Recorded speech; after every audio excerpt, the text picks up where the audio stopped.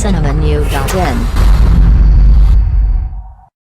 அமெரிக்காவில் சபாஷ் நாயுடு படப்பிடிப்பை முடித்துக்கொண்டு சென்னை திரும்பிய கமல்ஹாசன் அவரது அலுவலகத்தின் மாடிப்படியிலிருந்து தவறி விழுந்ததில் கால் எலும்பு முறிந்து மருத்துவமனையில் சிகிச்சை பெற்றார். அதைத் தொடர்ந்து பிசியோதெரபி பயிற்சிக்காக கடந்த 2 மாதங்களாக வெளியில் செல்லாமல் ஓய்வில் இருக்கிறார் கமல். கமலின் உடல்நிலையை அவ்வப்போது போனில் விசாரித்து வந்த ரஜினி நேற்று முன்தினம் கமலை பார்க்க அவரது ஆழ்வார்பேட்டை அலுவலகத்திற்கு நேரில் சென்றார். ரஜினியை வரவேற்ற கமல் ரஜினியின் உடல்நிலை பற்றியும் 2.0 படப்பிடிப்பு குறித்தும் நீண்ட நேரம் அவரிடம் பேசிக் கொண்டிருந்தாராம். அதே போல கமலின் உடல்நிலை குறித்தும் சபாஷ் நாயுடு படம் குறித்தும் கமலிடம் பேசிவிட்டு ரஜினி புறப்பட்டு சென்று விட்டதாக செய்திகள் வெளிவந்துள்ளன.